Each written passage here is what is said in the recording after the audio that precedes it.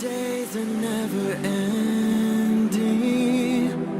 when the nights are feeling lonely. There's a place that I can go, where the birds are free to roam, in the sky, flying high, over fields of green. And where the stars inside the sky, we're the last ones shining bright, pushing through the storm tonight. We'll be burning on and on and on. We're the stars inside the sky, we're the last ones shining bright, pushing through the storm tonight. We'll be burning on and on and on.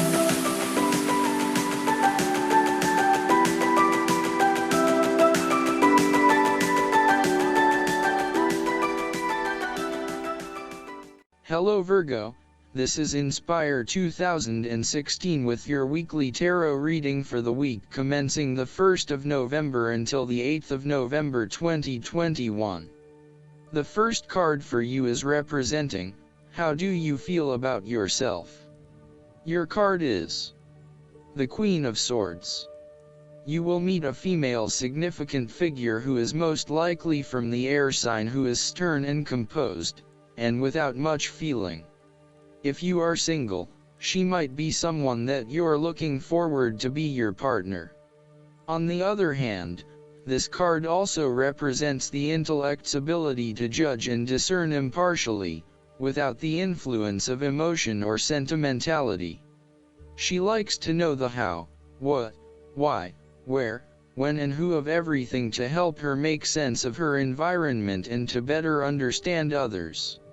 It is not that she does not care about others, but she connects to other people through an intellectual understanding rather than an emotional understanding. The Queen of Swords is a sign that you need to be independent in thought and in judgment. You must use your unbiased intelligence in order to make a judgment of a particular situation, drawing upon every piece of information and fact that you have gathered along the way.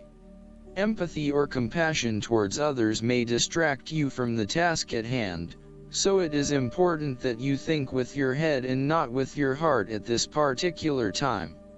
Do not let emotion get in the way. Rather, use fact and logic to make your decisions. The Queen of Swords also has an innate ability to tell it like it is. She is a quick thinker and highly perceptive, and as such, she can cut through the noise and confusion to get straight to the point.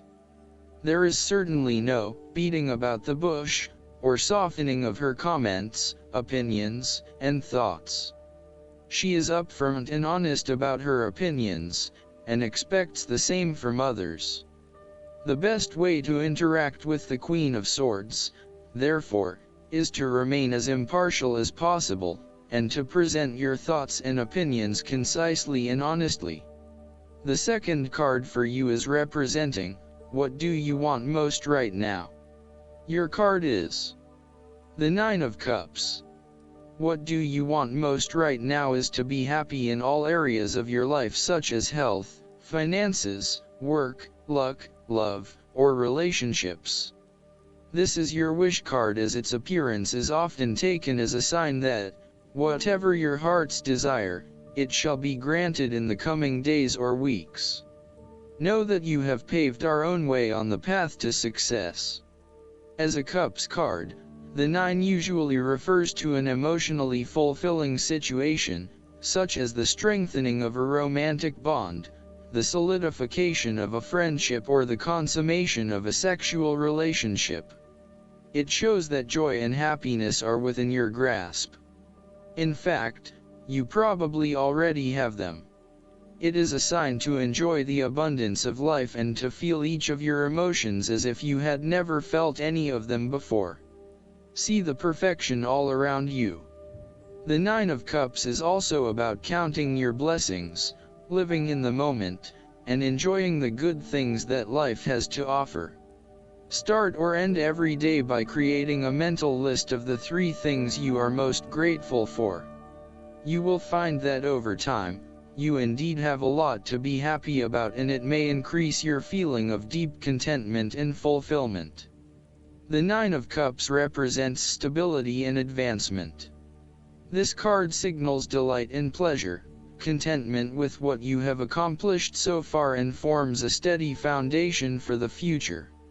Your worries are all in the past and you can look forward to a bright future. The man in the Nine of Cups also appears to have a certain smug look on his face. Indulge yourself in knowing that you have worked hard to get here and you have achieved the results you had hoped for. The third card for you is representing your fears. Your card is the Queen of Pentacles. You are afraid and feeling worried about whether you can be financially independent, while also still maintaining your family connections.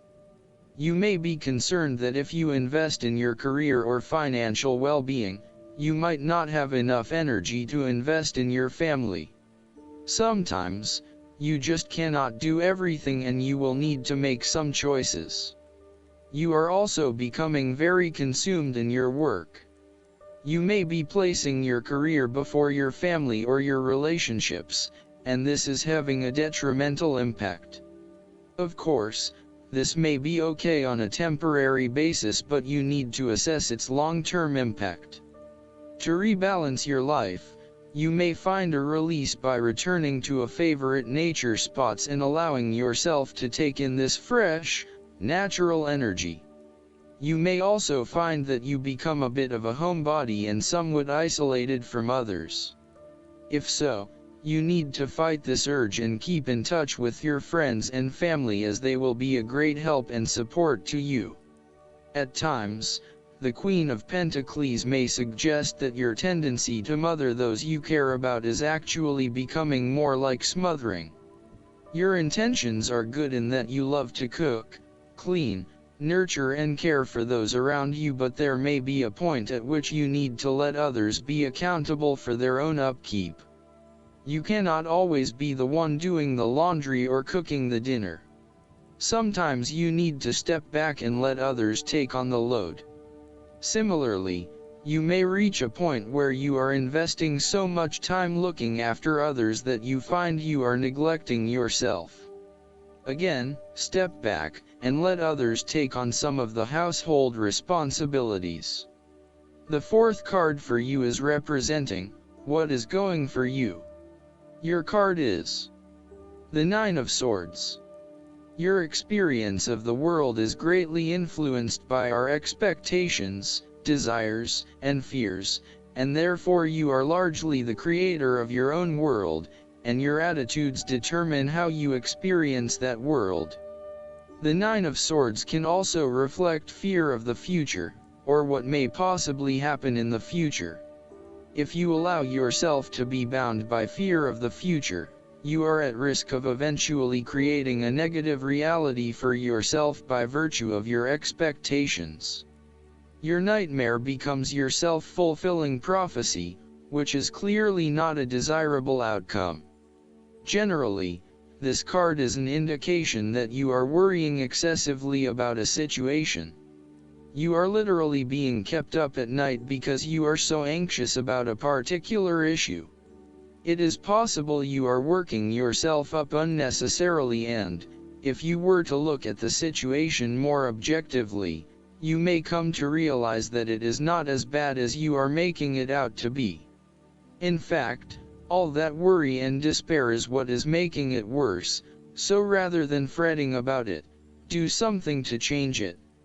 Although most people experience fear, frustration and uncertainty at some point in their lives, you should not allow those negative emotions to immobilize you or keep you from pursuing your goals with enthusiasm and hope.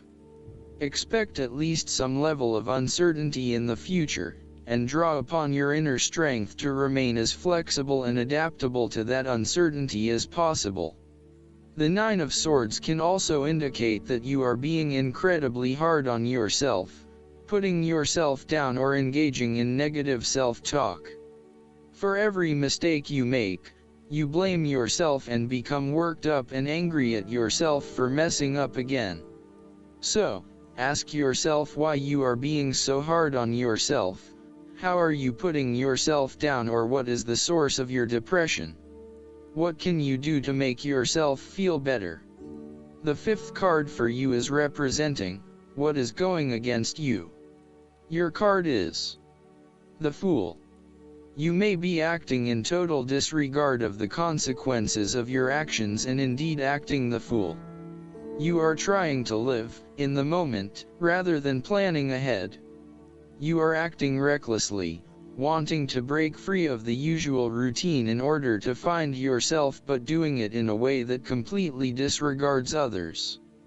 The Fool cautions you about potentially being taken advantage of or entering into a deal where you do not fully understand the consequences of your decisions.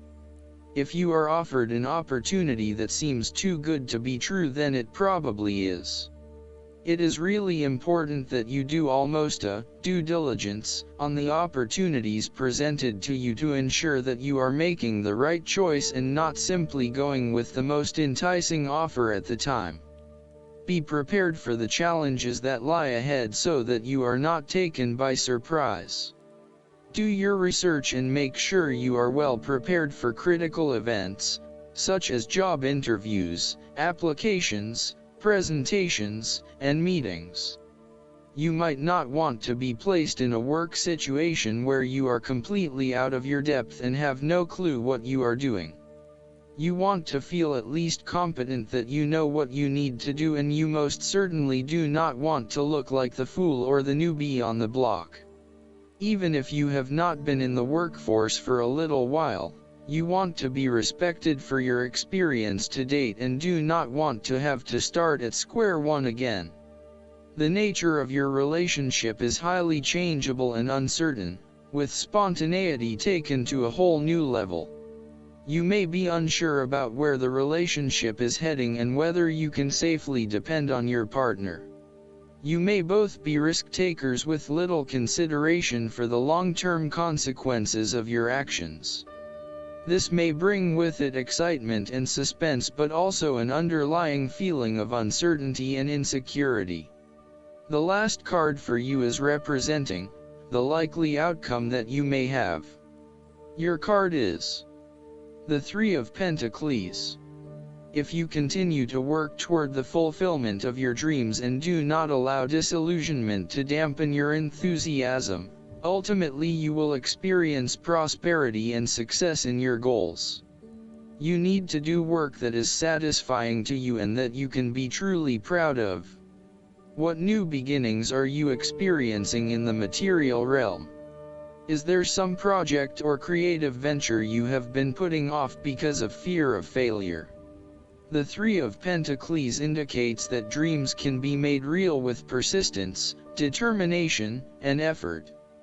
The Three of Pentacles may also suggest that you need help to complete your work and can draw on the knowledge and experience of others. It may be beneficial to share your work with a partner, but only if they are as conscientious as you.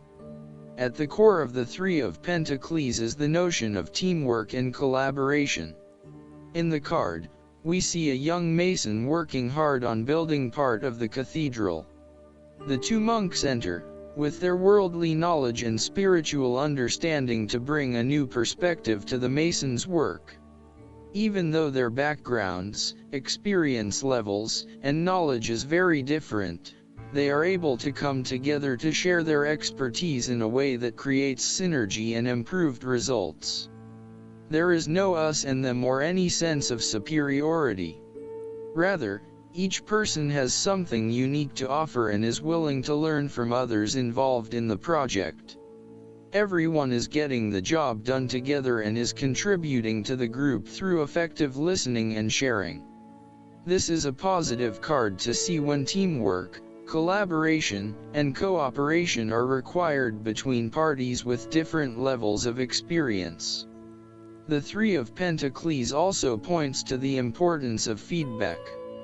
The mason is open to listening to the monks and taking on their feedback on his progress so far. His primary goal is to do a great job, and he knows that the monks will be able to help him get there. He does not take it personally but uses their feedback and input to continually improve in his work. Effective planning, management, and organization are also key components of the Three of Pentacles. In order to accomplish significant goals, it is imperative that detailed planning occurs to ensure that all the components are progressing well. This card therefore reflects a time when it is essential to create a detailed plan and to follow a schedule. This is when good project management will pay off. Last but not least, the guidance card for you is the Lilac Fire Dragon. When you choose this card, a lilac fire dragon will touch you with incredible ninth dimensional light. So call it in and ask it to touch you. As it approaches you, breathe in divine love and sense the lilac fire enveloping you. This will enable you to let go of the old easily, calmly, and graciously. Notice particularly how you feel when this dragon touches you and sense the purity of the love that it radiates. Ask this dragon to remain with you to anchor the glorious light of the lilac fire and take you into a new and illumined way of being. When you do this, the love radiating from your heart will become purer and more beautiful. People will sense this and respond with trust, respect, and gratitude. Consciously work with this beautiful dragon and notice the difference it makes to your life and the quality of love around you. I hope that you enjoy everything, and if you like the reading, just please click subscribe and you will get instant notifications every time we publish a new video right to your YouTube. Thanks.